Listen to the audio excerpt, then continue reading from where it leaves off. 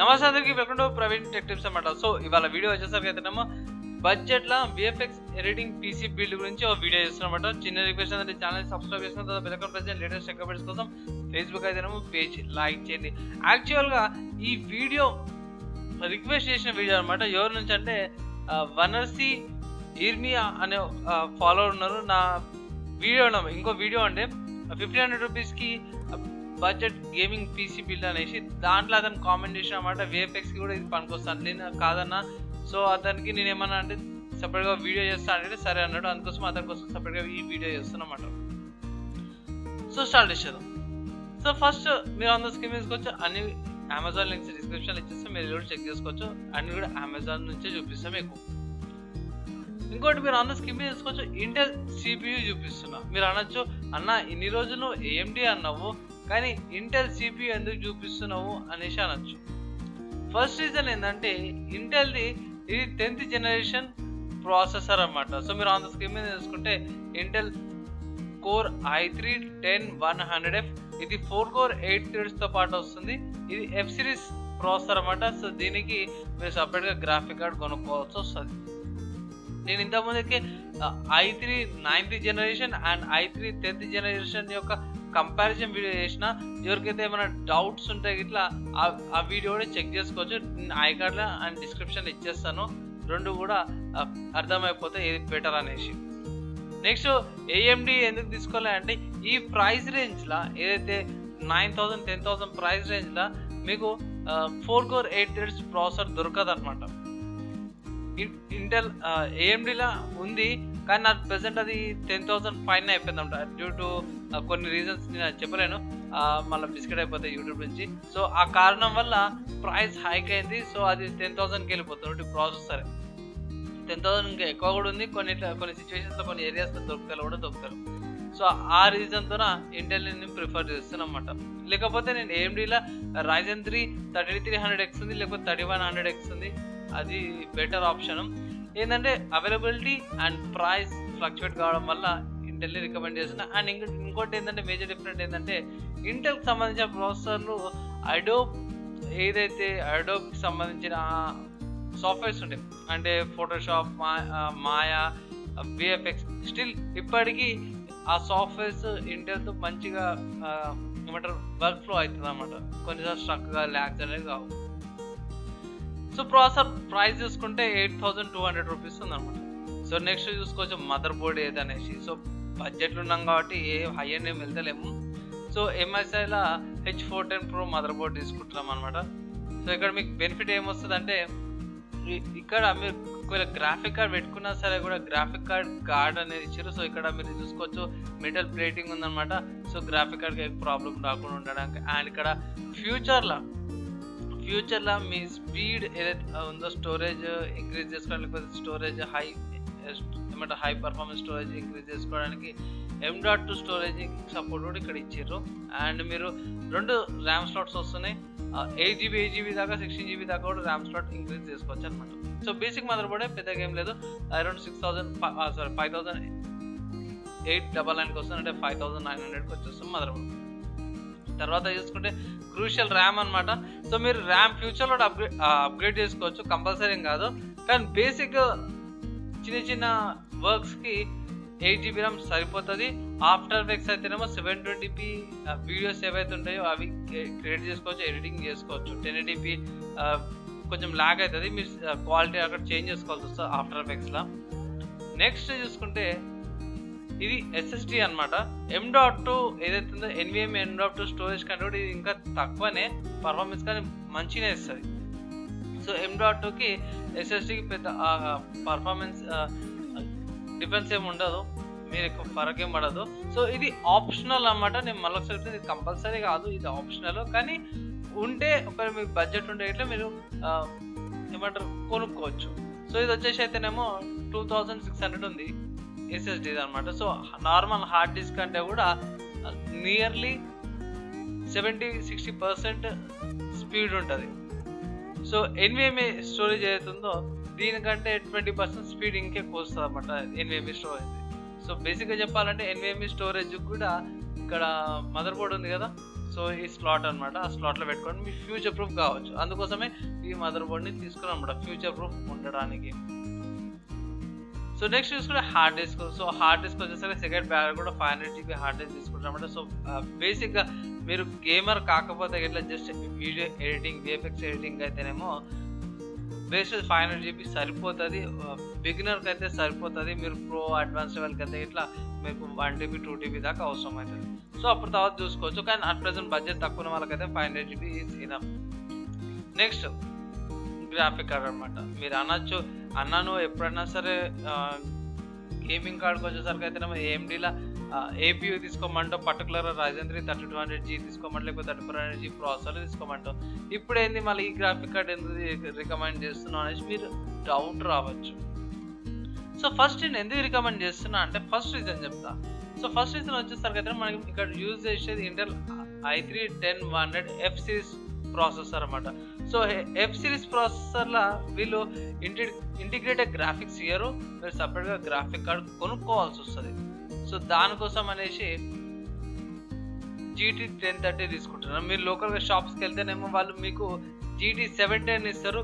మర్చిపోయి GT 710 graphic card తీసుకోకండి. అది 5 లేకపోతే 6 years బ్యాక్ గ్రాఫిక్ కార్డ్ అనమాట. అండ్ GT 1030 వచ్చేసరికి అయితే ఇది కూడా nearly 3 years 2 years old graphic card. కానీ ఇది పర్వాలేదు, మీరు విఎఫ్ఎక్స్ ఎడిటింగ్కి సరిపోతుంది. పర్ఫెక్ట్ బడ్జెట్లో ఉన్న గ్రాఫిక్ కార్డ్ అనమాట. లేదు ఇంకొంచెం పెట్టగలుగుతా అంటే ఇట్లా మీరు 1650 కానీ 1660 Ti కానీ లేకపోతే 1660 సూపర్ వేరియంట్ చూస్ చేసుకోవచ్చు. కానీ అది మీకు ఎక్కువైపోతుంది, 15,000 16,000 మధ్యలో ఉంటాయి. సో ఒకటి గ్రాఫిక్ కార్డ్కి అయితే 15,000 16,000 అయితే మీరు పెట్టలేరు. అందుకోసమే బెస్ట్ అంటే అటు ఎక్కువ కాకుండా ఇటు తక్కువ కాకుండా మధ్యలో GT 1030 2GB, అది కూడా GDDR5 వేరియంట్ సరిపోతుంది. దీనిలో మీరు ఆబ్వియస్గా గేమ్ ఆడాలనుకుంటే దీనిలో GTA 5 కూడా స్మూత్గా వచ్చేస్తుంది, ప్రాబ్లం ఏమి ఉండదు. అరౌండ్ 50 to 60 FPS దాకా కూడా వచ్చేస్తుంది GTA 5 అయితేనేమో. అదే శానిటైజ్ అయితే ఎక్కువ వచ్చేస్తుంది, శానిటైజ్ అయితే వర్తలేరు అనుకోండి. సో బై నెక్స్ట్ చూసుకుంటే పవర్ సప్లై అనమాట. సో పవర్ సప్లై వచ్చేసరికి అయితేనేమో ఇక్కడ కంజూస్ లెక్కలు చేయాలి. ఎందుకంటే ఫస్ట్ రీజన్ చెప్తా. ఇంతకు ముందుకైతే నేను చాలా వీడియోస్లో జెబ్రానిక్స్ రికమెండ్ చేస్తాను. సో జెబ్రానిక్స్ లోకల్గా ఉంది, అది ఉంది, మంచిగా ఉంటుంది, బడ్జెట్లో వస్తుందని. కానీ ఇక్కడ మేజర్ డిఫరెన్స్ ఏంటంటే మనం కాంపోనెంట్స్ ఎక్కువ యూజ్ చేస్తున్నాం. ఫర్ ఎగ్జాంపుల్ AMDలో తీసుకుంటే అది APU కాబట్టి మీరు 250 watts పవర్ సప్లై తీసుకున్నా సరే సరిపోతుంది, అండ్ బేసిక్ అయినా సరే సరిపోతుంది. కానీ ఇది అట్లా కాదు, ఇది అండ్ ఈ స్పోర్ట్స్ అనమాట. మీరు ఈ స్పోర్ట్స్ గేమింగ్ అంటారు కదా, సో ఎక్కువ వర్కింగ్ అవర్స్ ఎక్కువ ఉంటుంది అనమాట. ఫర్ ఎగ్జాంపుల్ విఎఫ్ఎక్స్ ఎడిటింగ్ వాళ్ళకి చూసుకుంటే వాళ్ళది 12 hours 13 hours 14 hours దాకా కంటిన్యూస్గా CPU రన్ అవుతుంది. సో దానికోసం అనేసి స్పెసిఫిక్గా అండ్ ఈ స్పోర్ట్స్ పవర్ సప్లై నేను రికమెండ్ చేస్తాను. అండ్ వీళ్ళు 2 years దాకా వారంటీ ఇస్తారు. అండ్ ఇది బాగుంటుంది, ఒకసారి ఫిక్స్ చూసుకుంటే కూడా. సో ఇది ఏమంటారు 12mm ఫ్యాన్ అనమాట. సో కేబుల్స్ అండ్ ఇక్కడ వోల్టేజ్ సంబంధించిన ఇన్ఫర్మేషన్స్ ఉన్నాయి. సో మీరు ఇన్డెప్త్గా వెళ్ళి కూడా ఇన్ఫర్మేషన్ చెక్ చేసుకోవచ్చు, కంపల్సరీ కాదు. ఏంటంటే ఈ స్పోర్ట్స్ అని చాలా ఫేమస్ అనమాట. వీళ్ళు పెద్ద పెద్ద గేమర్స్కి లేకపోతే పెద్ద పెద్ద గేమింగ్ ఈవెంట్స్కి వాళ్ళు స్పాన్సర్ చేస్తుంటారు. సో అందుకోసమే నేను రికమెండ్ చేస్తాను. అండ్ ఇంకోటి ఏంటంటే ఇది అమెజాన్ చాయిస్లో కూడా ఉంది, అదొక మేజర్ ఇంపార్టెంట్ థింగ్ అనమాట.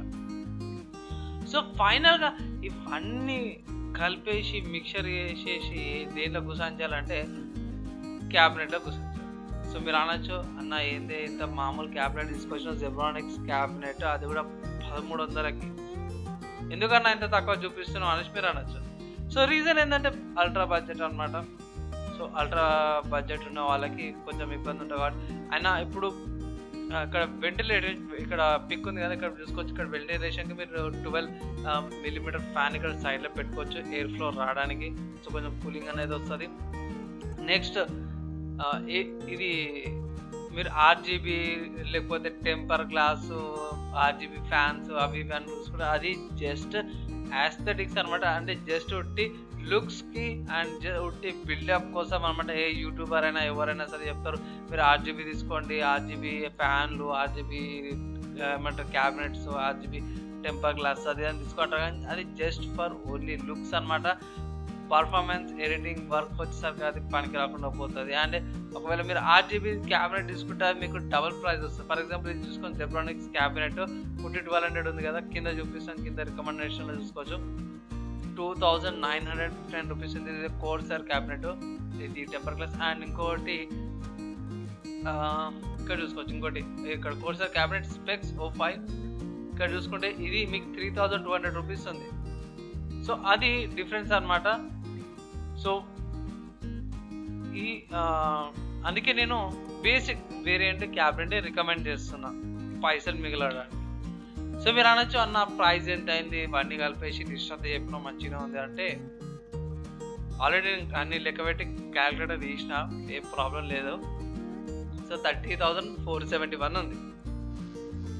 మీరు అనొచ్చు, అన్న ఏంది ఇంతగానో షాక్ ఇచ్చినా ఏదనొచ్చు.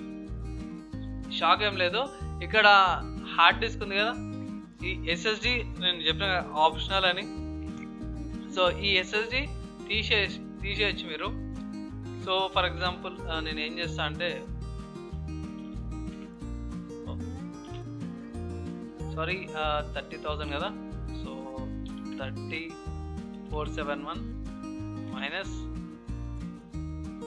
2599, సో మీకు 27,872 వస్తుంది.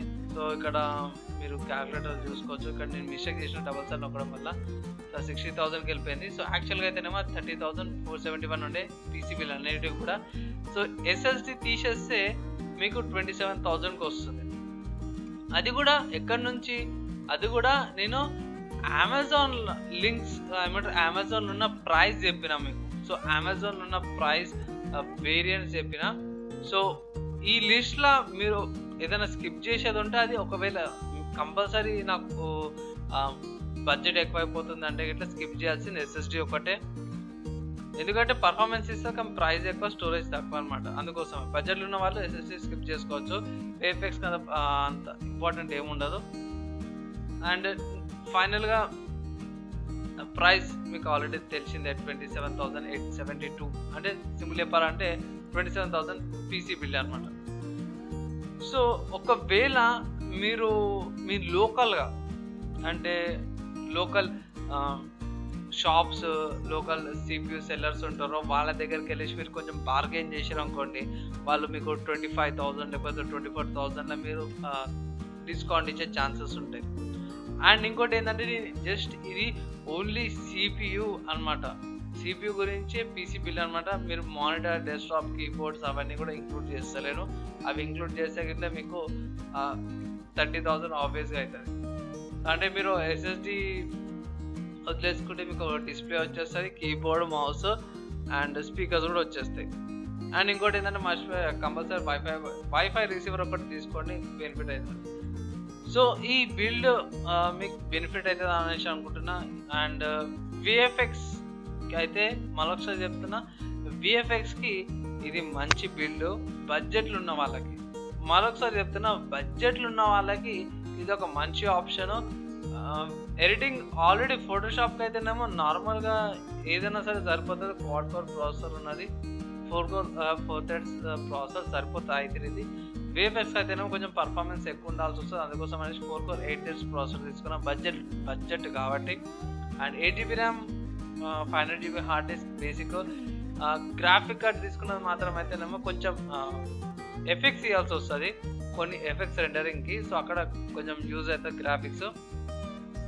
అండ్ పవర్ సప్లై ఎందుకు తీసుకున్నాను అంటే చాలా లెంతీ అవర్స్ ఉంటాయి. VFX ఎడిటింగ్ చేసేటప్పుడు కనీసం 5 or 6 hours దాకా కూడా మీరు కంటిన్యూస్గా వర్క్ చేయాల్సి వస్తుంది. అందుకే పవర్ సప్లై డ్యామేజ్ కాకుండా మంచి పవర్ సప్లై రికమెండ్ చేస్తున్నాను. తర్వాత బడ్జెట్లు ఉండాలి, అంత నార్మల్గా ఉండాలనే బేసిక్ క్యాబినెట్ నేను రికమెండ్ చేస్తున్నాను. సో మదర్ బోర్డ్ గురించి ఆబ్వియస్గా తెలిసింది, నార్మల్ మదర్ బోర్డే. తర్వాత ర్యామ్ వచ్చేసరికి మీరు ఫ్యూచర్లో అప్గ్రేడ్ చేసుకోవచ్చు అనమాట. అండ్ ఇంకొకటి చెప్పడం మర్చిపోయినంటే, AMDలో కూడా మీరు ఈ బిల్డ్ చేయొచ్చు, కంపల్సరీ ఏం కాదు. ఏంటంటే అట్ ప్రెజెంట్ ఉన్న సిచ్యువేషన్స్లో ఈ పీసీ బిల్డ్ బెనిఫిట్ అనమాట. సో మీరు అనొచ్చు, అన్న AMDలో కూడా గ్రాఫిక్ కార్డులు పెట్టుకోవచ్చా అంటే ఇట్లా అది డిపెండ్స్ అనమాట. సో ఏఎండీలో అయితేనేమో నా రికమెండేషన్ ఏంటంటే, ఏఎండీలో ఒకవేళ మీరు తీసుకుంటే ఏఎండీ Ryzen 3 3400G తీసుకోండి. 3200G తీసుకోకండి. 3400G ఏంటంటే same core and same threads వస్తాయి, స్పీడ్ కూడా అంతేనే. ఏంటంటే అది ఇంటిగ్రేటెడ్ గ్రాఫిక్స్తో పాటు వస్తుంది. సో మీకు ఏం సేవింగ్స్ అవుతున్నాయంటే గ్రాఫిక్ కార్డ్ ఒక 6000 ఏమో సేవ్ అయిపోతుంది అన్నమాట. గ్రాఫిక్ కార్డ్ డిస్కౌంట్ వస్తుంది, కానీ కొంచెం పర్ఫార్మెన్స్ అయితే కొంచెం తగ్గుతుంది. అంటే ఫర్ ఎగ్జాంపుల్ ఒక వీడియో ఉంది, ఇంటెల్ ఒక వీడియోని ఏమంటే అవుట్పుట్ ఇచ్చింది అనుకో, అవుట్పుట్ విఎఫ్ఎక్స్ నుంచి మీరు అవుట్పుట్ ఇస్తే ఇంటెల్ మీకు 1 minute తీసుకుంది. ఏఎండి మీకు 1 minute 10 seconds లేకపోతే 1 minute 15 seconds తీసుకుంటుంది. జస్ట్ ఒక ఫ్రాక్షన్ ఆఫ్ స్మాల్ సెకండ్స్ అనమాట. సో అది మెయిన్ రీజన్ ఏంటంటే ఫస్ట్ ప్రైస్ అనమాట. సో ఇంటెల్ మీకు ప్రైస్ తక్కువ వస్తుంది, అది మెయిన్ రీజన్. అండ్ ఏఎండి వాళ్ళే లోకల్గా కానీ ఆన్లైన్లో కానీ దొరకడం కష్టం అయిపోయింది. అందుకోసమే నేను ఇంటెల్ బిల్డ్ అంటున్నాను, లేకపోతే నేను కూడా ఏఎండి పీసీ బిల్డే చేసేటోని అవైలబుల్ ఉన్నప్పుడే చేద్దాం అనేసి. అంటే ఈ వీడియో చేసే టైం కంటే 24th December 12, 2020కి ఈ ప్రైస్ ఉంది కాబట్టి నేను చెప్తున్నాను. ప్రైజెస్ ఎక్కువ కానీ తక్కువ కానీ కావచ్చు. సో వీడియో అయితే చాలా లాంగ్ అయిపోయింది ఫ్రెండ్స్, నియర్లీ 15 minutes అయిపోయింది.